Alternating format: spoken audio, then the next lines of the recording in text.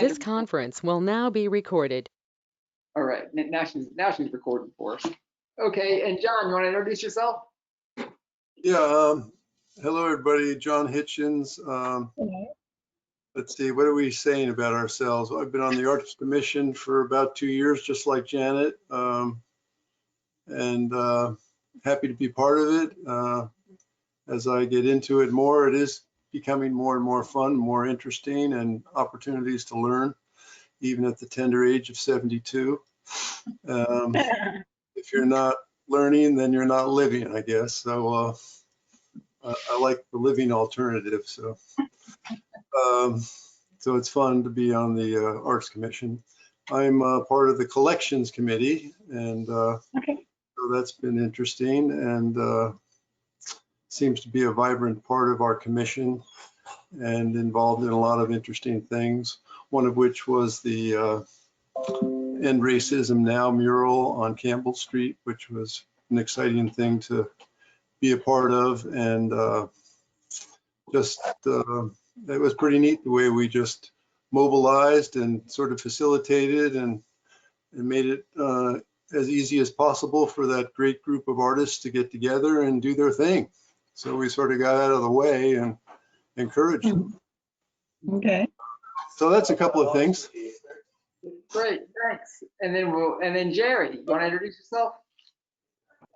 I'm Jerry Rogers. I'm publisher of Artemis Journal and the proud recipient of Roanoke Arts Commission grants to keep us going, and I'm so appreciative of that. Been in the art scene for a long time, and you know, art's where it's at, and it's a really component of our lives, and I'm so impressed with what the Arts Commission does. I've just, watched through the years, and of course, like we've been a recipient of grants, which keeps us going, publishing. And I'm originally a photographer. That's my first love. I live in Floyd, but I'm very involved in Roanoke in the art scene. Okay, good. Jane. Oh, you're muted. Sorry, you think I'd get good at this at some point.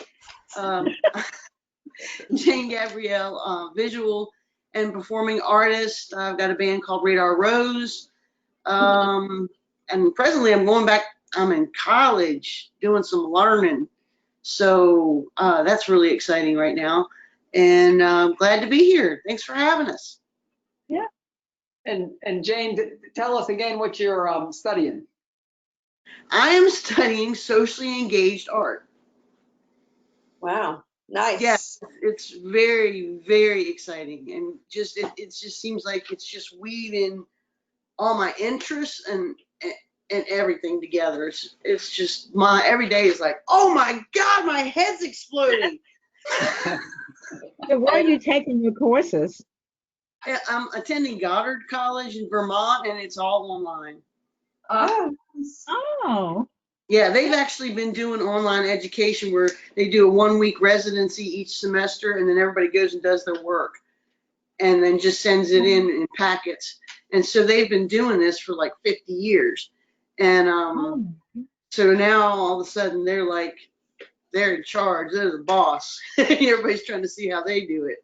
Well, I need to know more about that. It's so much I need to learn. I'm always seeing on the internet from Roanoke City where they have art displays, like William was saying, inside the municipal building. But some of the art displays at the hospital, that was the one I was concerned about. I see a lot of displays at Roanoke Memorial, and I'm saying to myself, how do they get that work there? I mean, how do you get it inside the municipal building? How did you get it shown in Roanoke? I'm new to all of this. Fantastic. And yeah, we're big fans of what they do at Carillion. They do a patient art show and they do an employee art show. And that patient art show is open to anybody who goes to a Carillion facility, who sees a Carillion doctor. Or it's a neat program. And So how do you get your art in there. Oh, we can connect you with them. In fact, See, Megan. I need, that's what I need to know. I don't know any connections, nothing. Well, great. We'll get some information to you. Yeah. Okay, And okay. and I have your email then, since you're on here, I must have your email. So Yes. that's Mhm. great. And tell us a little bit more about you before we get going. I'm sorry. Tell us a little bit more about you. Okay, well, let me see. I was born here in Virginia, in Roanoke. Um, I'm a lifer. Been married 53 years. I have a 50-year-old son, 22, 17, and 15-year-old grandchildren. My husband's retired. I'm retiring. He's celebrating my 72nd birthday in February. Me too. I became interested in art actually years ago. I've always sort of dabbled in it, but when I retired, then I started picking up my paint again, and I just started doing stuff on boards and 18 by 20 boards that I get from the dollar store, and I would paint. But I'm an abstract artist. I have a lot of stuff on Instagram, but I don't know if the market is there for it because all the artists, all the work that I've seen displayed, it's usually landscape or floral or an abstract is so deep. You either have to love it or I don't know. You really, really have to like abstract. And that's all that I do. So I Well, don't know how to get my work involved anywhere. I see places at the museum where I've been down to Tarbman Museum and I see a lot of works there and I'm saying, how do they get these works there? So if you want to know something else about me, just ask me. I don't know what you're really interested in knowing. oh yeah, no, but that was terrific. And you'll be interested in Jerry, when Jerry's publication, Artemis, I'm not sure if you've seen that before, but Where's my art? she includes poetry and art. Yeah. Oh yeah, she's got a copy right there. And Okay. Jerry, when's your next call come out? We are open for submissions right now, October. The full month, if you have art or poetry, you can submit. Go to our website, www.artemisjournal.org. And I have a submissions blog link, and then it tells you how to submit. And we do poetry. We do have a short story, a competition right now. Women Hold Up Half the Sky, science fiction short story, and we're Wow. collaborating with a Los Angeles wonderful organization, the Lightbringer organization, and they're all about science fiction. And they approached us years ago, so we were doing a science fiction Women Hold Up Half the Sky competition.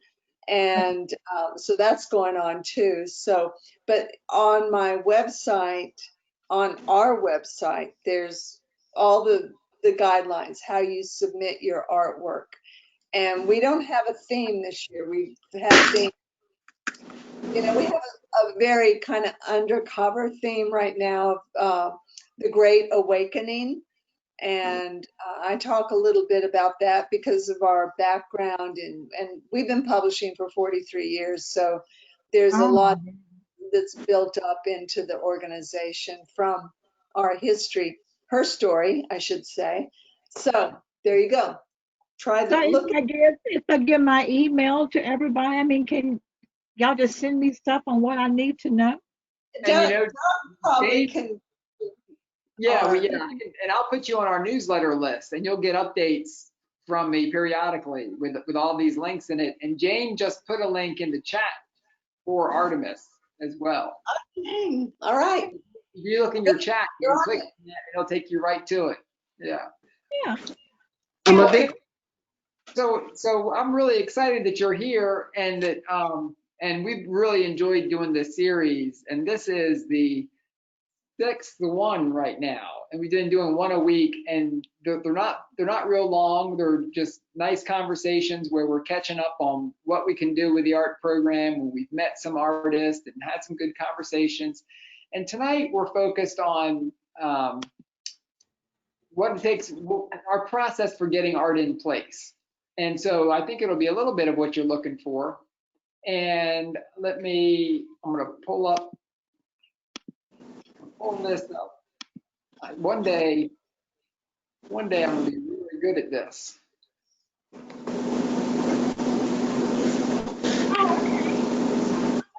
All right. So can you see that? I did. Okay, great.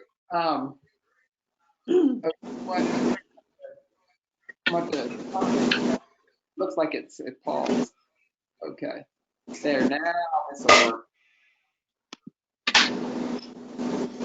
Okay. So, like I said, Okay. we think by having this conversation, we can build a stronger network of artists. We can create more opportunities that work for local artists. We can have more successful calls, because sometimes we put a call out and we don't get many responses from local artists. And we're trying to figure out how we get better about getting the word out and making the calls work for artists.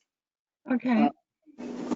And we've been talking about what we do, but Janet's been listening really closely. I've been watching her. And as we've been putting together this most recent call, we've been in these conversations. So this is helping us as much as it's helping anybody. And our next two, we've got two more. Next week, we're going to focus on insurance and contracting with the city. And we're going to have two folks, Jackie Clois, who's the risk management officer for the city, and then Tony Thomas, who is fantastic. She's in purchasing. And, working with the local government, there's liability and such. And so the contract, it looks like a contract, and we're going to try and demystify that process a little bit and hear about what it's like to work with the city. And the next time we're going to focus on our next call. We're going to actually go through it and present what our next call is going to be. And that's going to be for our temporary exhibit. Seems like I've missed quite a few meetings. Well, you know what? The nice thing is we have recorded every one of these, and I'm glad you just said that. And we on our website, and you can get to our website. It's roanokearts.org. And on this website, one of the first things you see at the top, it says Roanoke Artist Series. And on that page, and I'll send the link out to you too when I follow up. But on that page, you'll find videos of every one of these meetings. So you can. Okay. And you can. RoanokeArt.gov. It's roanokearts.org. Okay. Yep. Got it. So we're the Roanoke Arts Commission. It's just the first two words, roanokearts.org. Okay. Got it. And then tonight, we're going to talk about the public art process, and then specifically a specific focus on how the community can get involved in that process. And it's not going to be a long presentation tonight.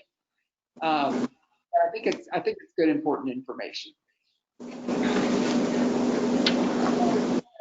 Public art process, everything we hope will be driven by our arts and cultural plan. And the arts and cultural plan, it's soon going to be time to do a new one. We did one in 2012, and we've done about 79, 80% of that plan we've gotten done. And so it's time for us as a community to say, what can we do as a community to improve the place for residents in Roanoke through arts and culture? Right. That's going to be our coming task soon. That arts and cultural plan, then the Arts Commission says, okay, every year they say, okay, well, what can we do? What can we do to implement it? And so the public art plan is an annual piece, and Janet and William and John are all on the collections committee. And I'll ask William, do you want to talk a little bit about how you come up with the annual plan? Actually, we just meet and we discuss it. We take information that is given to us and work from there with what we get. And Janet can add to a lot more to that than I'm new on the commission, on this committee. And so Janet, what do you have to add? Well, I know that I've done some research, looking at what other cities have done with their public art plans. And because I just like to be inspired by what some of the bigger cities are doing. And, we're also trying to find ways to really serve the artists here in Roanoke and all artists of all kinds. And so how do we make that a plan? How do we make it a doable, workable plan? That's what we try to do is lay out not only the vision for what we would like a vibrant artistic culture in Roanoke to look like, but then how do we make it happen? What are the steps to make it happen? So that's kind of how we do that. It's a lot of brainstorming. And Yeah. Brainstorming. So where do you guys meet for information like that? Do you meet on this type of forum, or is there an actual physical place where you meet There used to, William to and I, brainstorm? yeah, Huh? William and I are in the office right now. Downtown, we have an arts and cultural office. It's attached to economic development, the city's economic development office.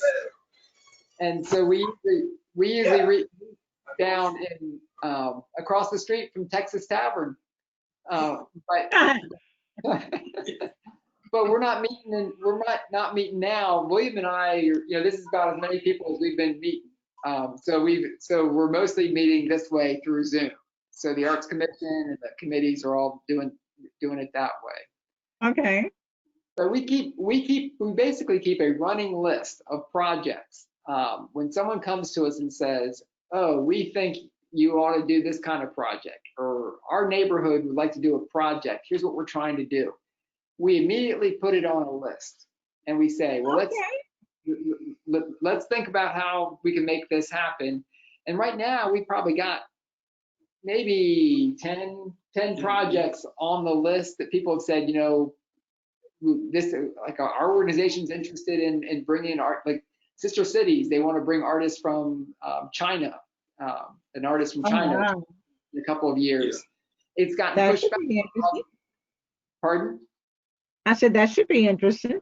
Yeah, oh yeah. I think it really will be. It's been pushed back a little bit because of COVID, but we've pushed it down on our list. And we're still holding on to that. At the same time, we're thinking, okay, what's our budget coming from the city? And we don't always have a big budget, but we've got a % for art program, and they bank it over 5 years. So they average it out. And so the % for art means 1% of most capital projects. So when they build a new building or rehab a building, they'll take 1% of that budget and say, okay, well, this can go into art. And they give it to us, and then we apply that toward our projects. So when they redid the Williamson Road Library last year, that beautiful the Melrose Library was last year. When they redid that beautiful library, we had a budget, and we put out a call for artists, and we found an artist who worked really well, said he would work really well with the community, and he was terrific. He came in and worked with the schools and worked with the neighborhood and developed 3 sculptures outside the library. Wow, nice. Yeah, and I've actually been there, but I haven't seen the sculptures. You'll have to look. I don't know how I missed them. Well, you know what? They weren't there at first. We put them in. The library opened in July, and then we put them up in January 17th, I think.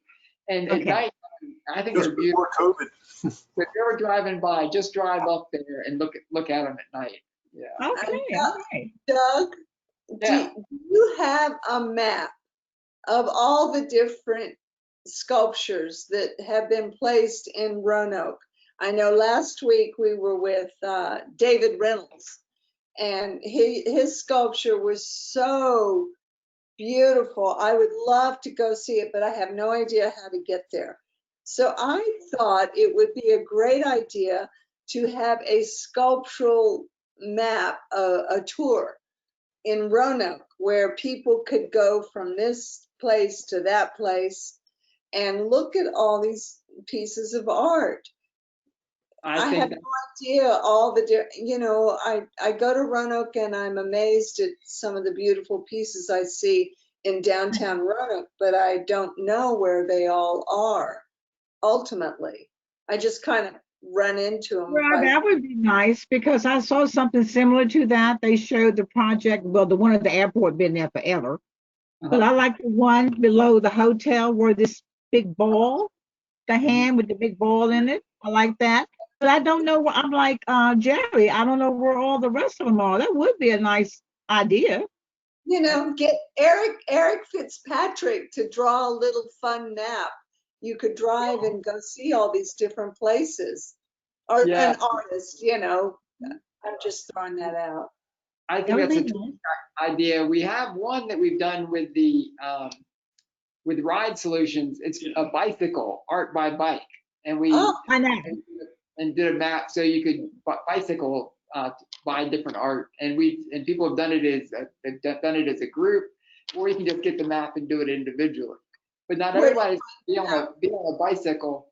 And there's more that we can do with our interpretive information. So could we make it an audio tour? That's pretty easy to do now. there you Yeah. So we'll dig into that. All right. Let's go. Yeah. I'm gonna head back. I'm gonna head back to our presentation. Let's see. go. Yeah, sorry. Oh no. Oh, So that's a good suggestion. this Great. what it's about. Yeah. Okay. So so that's how those projects, we keep them on a list, and then every year we say, okay, which ones are our priority this year? What's our budget? How much can we spend this year and still keep enough in our bank for maintenance and doing the things we've got to do with the art we already have? And then from that, when we get that plan together, we have to take it to council. We give it to the assistant city manager and we say, here's what we want to do. And then we go present it to council, and council says, hey, you know, typically they say, we love it. This is going to be great. Here's some things to think about, like maybe some partners you might want to have. Every time we get in front of them with it, it seems like they stay pretty pleased about it. So this year we've got 3 components, and one's going to be a temporary art call. One's going to be, or one is resources. We're going to put a little money aside to help private business owners or private property owners put a mural up if they can do it in partnership with a neighborhood association or a business association. And that might help us get some walls painted in neighborhoods, we think. And, Nice.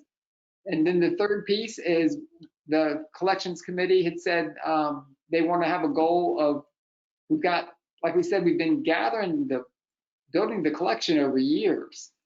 But and if you look at it, they're ones we have here in the office, they say they were part of a city art show, perhaps. But we don't have a city art show anymore where we can purchase a piece. So we've got to find a way to be intentional about it. And we don't have many contemporary artists of color represented in the collection. So but he said, let's put $4,000 into buying some work from regional artists working now, people of color in the community. So that's our third part of our plan this year. Okay. That's great. That's great. And we presented that to council. The council was really excited about that aspect of it. And we've got a couple shows coming up we think might be sources. There's going to be a show at the Harrison Museum opening in November, and it's going to be on Black fatherhood. And there are going to be 3 or 4 regional artists, all men, whose work is going to be represented in that show. And so, okay. so I'll get a notice about that. Oh yeah. I'll put the word out on that. It'll go in the newsletter. I've got to put the word out on Jerry's call as well. And they're going to do a Facebook Live kickoff for it on the 16th of November with, I've lost his name, but he used to be fine arts at Fletcher Nichols. Fletcher Nichols. Fletcher Nichols. Yeah, Fletcher Nichols. My son's art teacher. Oh, great. Yeah, he's going to give a talk prior to it. And we had met with Ryan Bell, and so when he was first thinking about it. And I said, and I asked him to meet with the Harrison Museum, and it all worked out. And I said, okay, that's fantastic. Now we want to get a little tour of it so we can select some art to buy for the city's art collection. And Nice. I think it would be great to have on the tag to have mention that show and say that it happened, that we purchased it from the Black Fatherhood show at the Harrison Museum and have the date on it. Yeah, and share that with me, Doug, please, and I'll put that on our website. Oh, great. Will do, Jerry. Okay. All right. So now that we have that, the public art plan, and it's been approved by council, then we say, okay, now we've got to do the projects. And that's the stage we're in now. So like one project is like figuring out, okay, how are we going to purchase the work? Or with the temporary call, Janet and William and John have been working on the call for that we're going to put out at the end of the month. So that's where we are with that. Now here you'll see some asterisks as well, and that's where I think people can get involved. So for instance, the arts and cultural plan really requires everybody to say, hey, here's what we want in our community, or here's what I can contribute to make our community a better place through the arts. That's a place for involvement. Anytime a neighborhood says, is thinking about an art project, we hope they're reaching out to us, or that we're having conversation with them and we can support them in some way. And that's part of what we're here to do. And it might be that there are resources through in other parts of the city. It might be that we can use some of our resources to help a neighborhood achieve their goals. But we hope anybody can feel that they can approach us or approach a commission member, like grab William on the street, grab Janet, say, hey, here's a great project. What can we do this? Any project that's brought to us, we put on that list.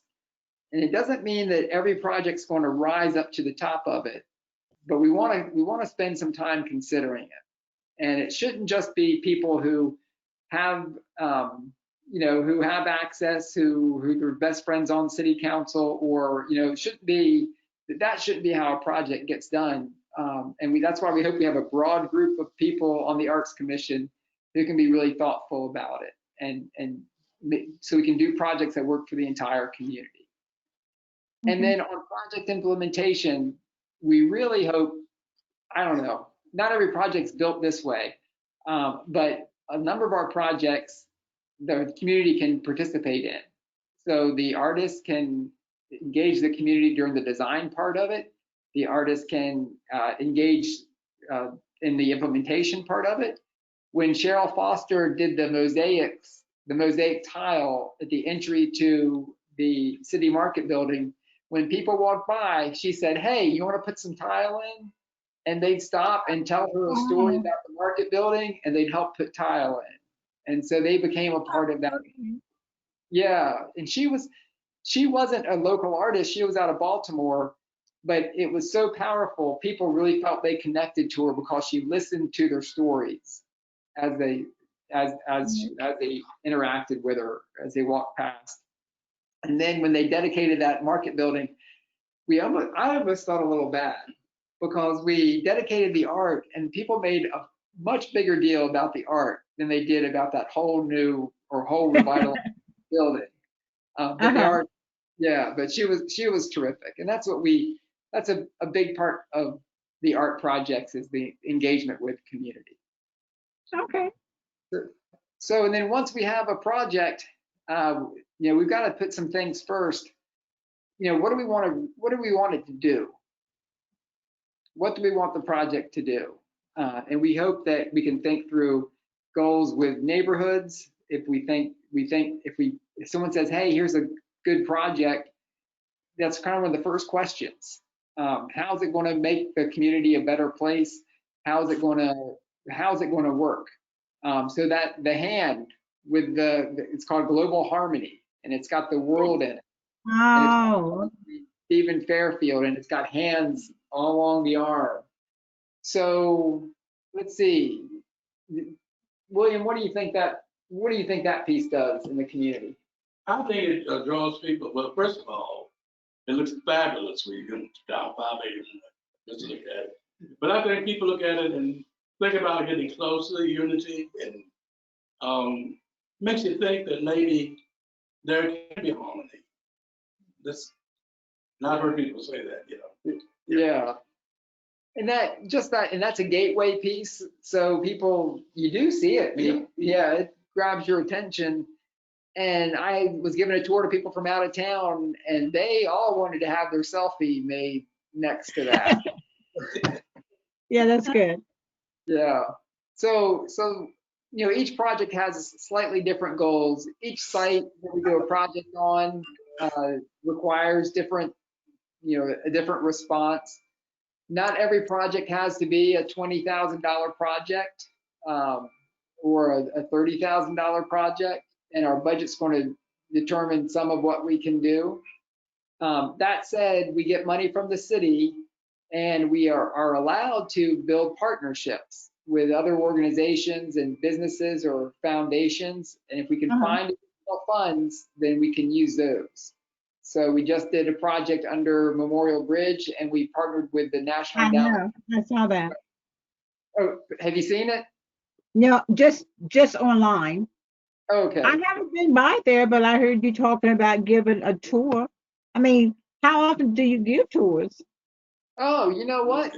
We give a tour anytime somebody asks. We need it, and this is something that we do need to think through. Because I told somebody the other day, you can walk out of the Hotel Roanoke and walk and look, step across the street, and you can spend 2 hours just talking about Gainsborough through the history and the art easily. And we don't have many walking tours that are set up in Roanoke. There are a few, but we could do a lot more, and we could tell great stories about the history and the character of our place through the art. And architecture, if we want to mix that in.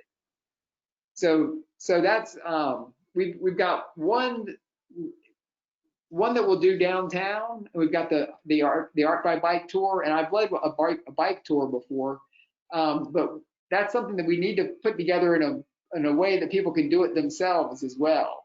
Yeah, so we're gonna keep.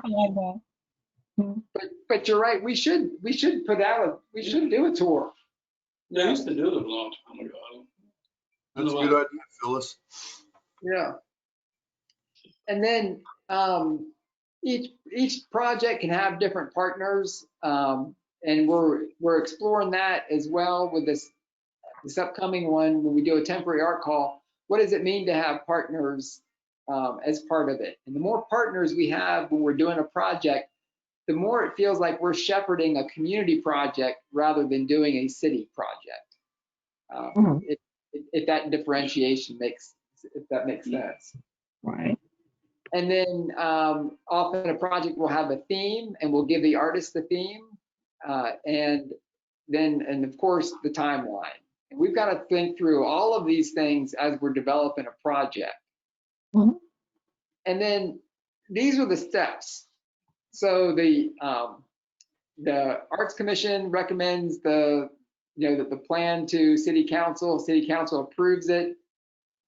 Then we develop the criteria and RFP, and then we appoint a selection panel. And a selection panel is another opportunity for involvement.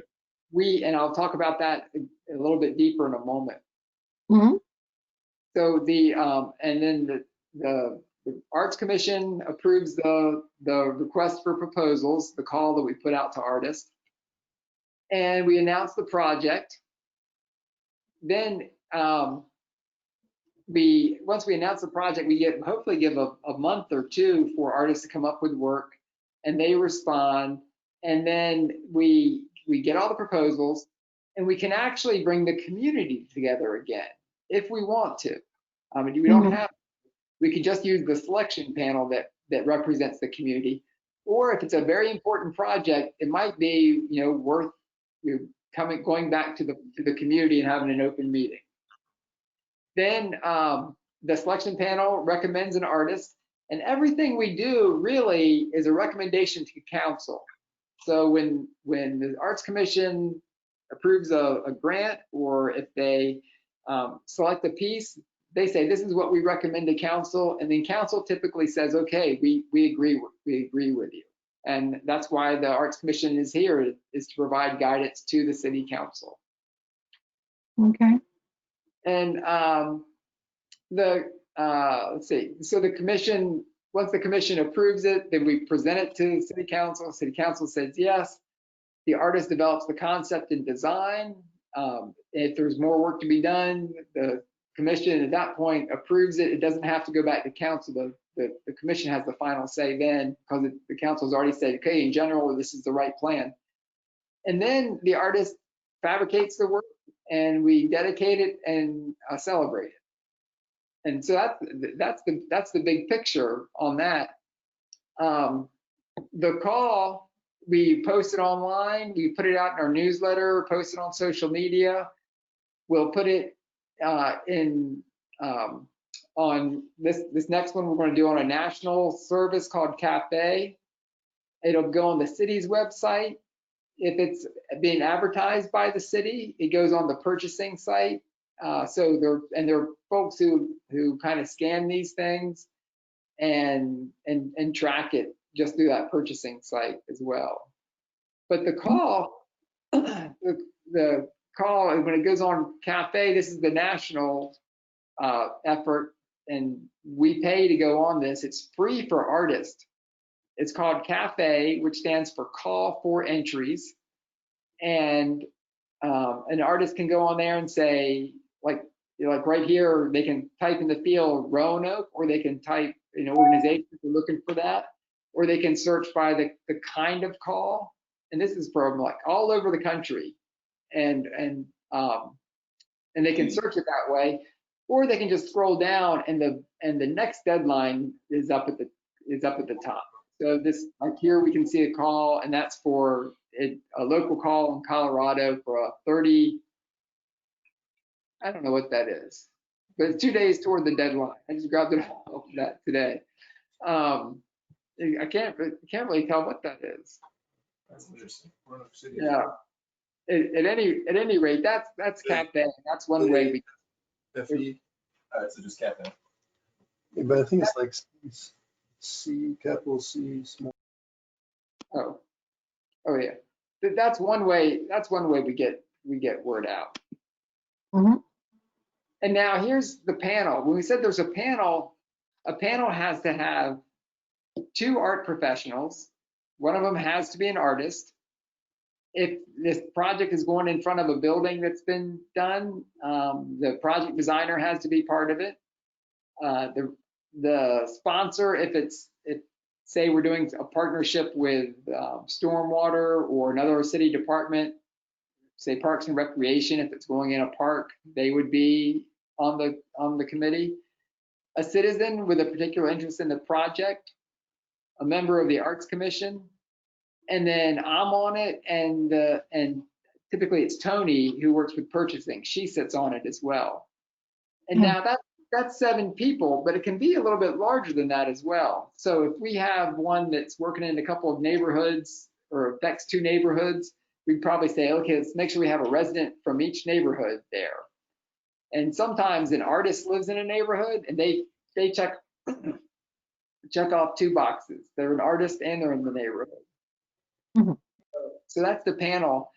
And it's really important that we, have a panel, and that so that each project feels like it's being approved by the community understands it, and we're going to deliver something that people like. And not only that they like, but they feel part of, and that so they feel like they're part of improving their community. Okay. And then selection criteria, we have some standard selection criteria. There's some that we add specifically to each piece, but artistic merit, the context where it's going, the public, it's got to be public art. So if it's and we've got a definition for permanent and temporary public art. It's got to be easy to maintain. We want to have a diverse body of work, and that includes race, geography, the type of work, gender. And so we'll have on our last call, I know the committee went back and said, you know what, our top 3 people are all white men. Let's go back and look at this again. And so when you get everybody all the people who've responded to the call, you're kind of limited then. So it's really important when we're doing the outreach that we're not just posting it, but we're also reaching out into if it's professional groups, or if there are certain magazines we should advertise in, or newspapers we should publish in, or mention it in, so that we can really get a diverse group of artists. That's what we've got to do. And then we've got to make sure that anything we put out there is safe, that everybody can experience it, and that we'll get concepts sometimes, and sometimes things might not seem feasible, and that feasibility is the key. And our artist last week talked about feasibility and the structural. He talked to us about how he made sure something was sound, structural, and everything we do has got to be original or one of the very few editions. So we're not really interested. There are artists out there now who've got a thing and they're selling it to every community. That's not really what we're looking for. And then the artist has got to be able to collaborate as well. Last time on the call, we reviewed everybody, and then we got them on the phone call, and we on the phone we were really listening for how easy are they going to be to work with. You can't tell really start working with them, but the one that made us feel the best, he ended up being terrific. So let me look to William and John and Janet. You've all served on selection panels. Do you have any? I'm not sure what that's doing. Do you have any thoughts on either the criteria or what it's like to serve on a panel? John, you go first. Well, I was fortunate enough to be part of the panel for Global Harmony, that piece that several people were mentioning this evening, that you can see from 581 and is, a large scale piece.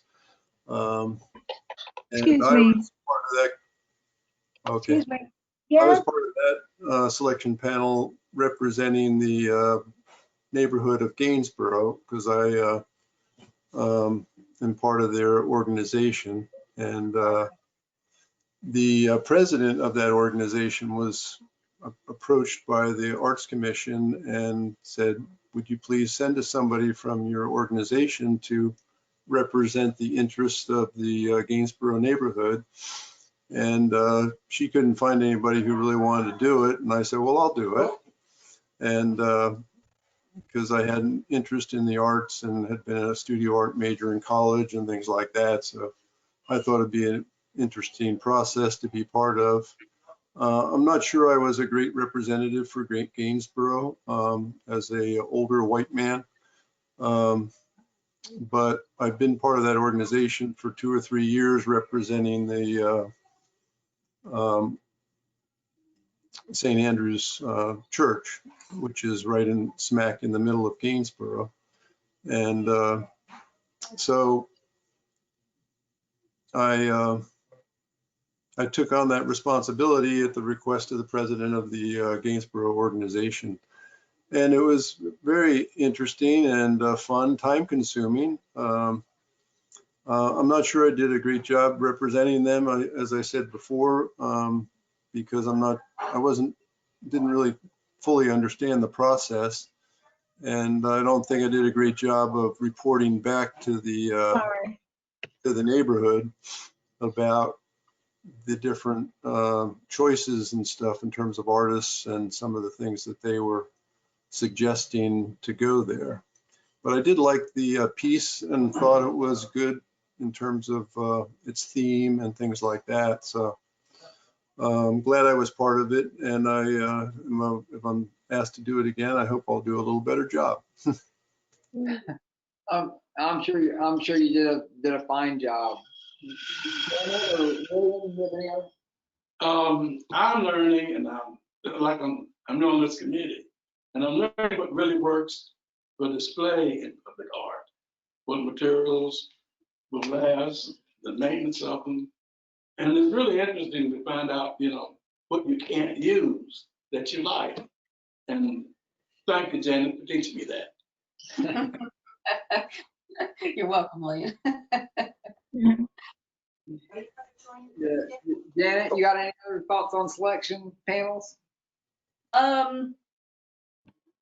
It's pretty riveting, actually. If you ever get a chance to sit in on one of the selection panels or to volunteer for one, I find it riveting. It's a really, passionate group of people who get together, who aren't afraid to share their opinions.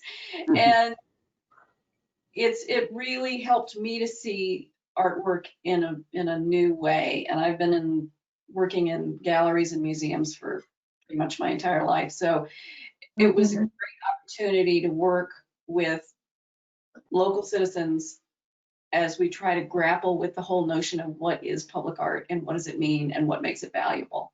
So yeah, it's a hoot. Yeah. Yeah. And you gotta prioritize some things, because you look at a selection of works that are submitted, and any number of them could be terrific, but yeah, which one do you want to choose based in what it's going to do in that neighborhood or on that site? Or exactly. Yeah. All right. Well, and then that's it. That's all the slides. I'm gonna get rid of that and check back and see what did we leave out? I have lots of questions, so I'm sure I'm going to be in touch with you. Just one question, you were talking about the lack of Black presentation, and I was going to ask you if you advertise in the Roanoke Tribune for artists, and that would be a good start, because they have a lot. That's where they do all the advertising for the venues and whatever they're going to do, and I'm sure it's some good artists out there, so that'd be a good start. In fact, when we get this call, we're going to write it up as an article and give it to them and ask them if they'll. That's a good idea. Yeah. I don't get the Tribune. I have to come across town. I live out here on 220 South. Behind, but I don't. It's not out in my area. I have to come across town to get it. But they will. Well, I guess I can always get subscribe, and you can get it at your home in the mail. Oh, I'm sorry. Yeah. John was saying if you subscribe, it comes to your mailbox. Yeah, I know. I don't know what I'm thinking about. I'm writing all this stuff down. Which neighborhood? That would be a good start. Do you live in the county or the city? Out on 220. I'm sorry? Are you in the county or the city?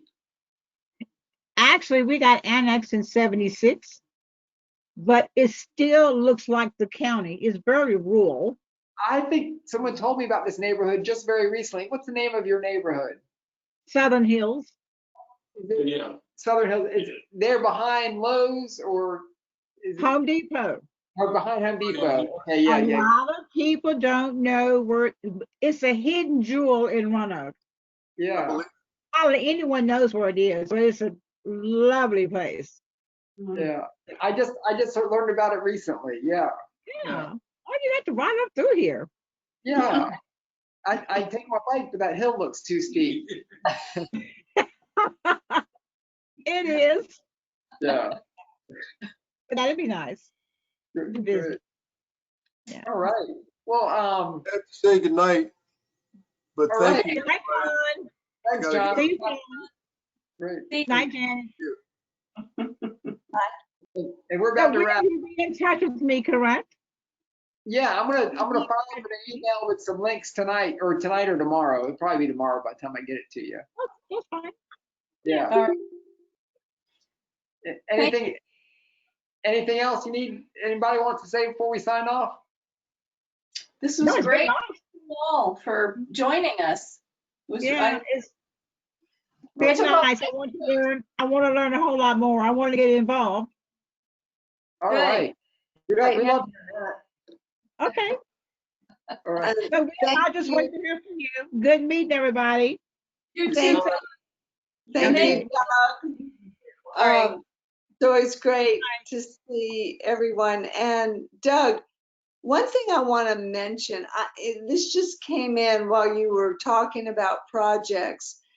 Do you know Sherry Scarborough, who wrote the history of the railroad in Roanoke? Are you No. familiar with that book? No, I'm not. Okay, we'll have a talk. We'll talk. You know, I don't want to take everyone's time because I know it's getting late and dinner time. But Yeah. I think there's something with the railroad and Roanoke that could really take off. But we'll talk. And there's been a book by Sherry Scarborough. She's a friend of mine. She wrote a history of the railroad and Roanoke. And it's fascinating. It's a All right. fascinating history. I learned a lot from that book that I didn't know. Where can I find it?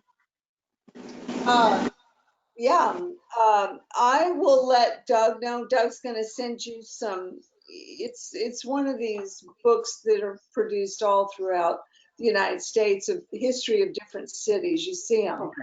I think that the Transportation Museum has her book. Oh. And it's fascinating because it really brought in, when you talk about the Gainesboro neighborhood, it brought in this whole culture within that neighborhood. They lived there into the middle class. They worked with the railroad and they were a very, prosperous community when the railroad was making their engines and all that. But now, of course, the railroads left, but it's something that's, I think, could really be tapped into to create sculpture, art pieces, Oh, yeah, that would be nice. do educational programs in schools, because it's a really important part of the Roanoke historical development. I don't want to get off too much, but just Oh, that's okay. I love the rails. My grandfather worked at the N&W. It was N&W then. And then Okay. my father-in-law and my granddaddy used to take us on train rides a lot. Yeah. I love the railroad. We go to DC once a year up on Amtrak. Yeah. Love it. Yeah. And we have the Link Museum, which is fascinating, wonderful. Oh, I know. I've been there. So I've seen every picture in there. Yeah. Anyhow, just a thought. All right. All Okay. right, you guys. All right. You run. Such a pleasure talking with all of you. Thank you. Okay. Yeah. Good night. All right. Bye-bye. Good night. Okay, good night.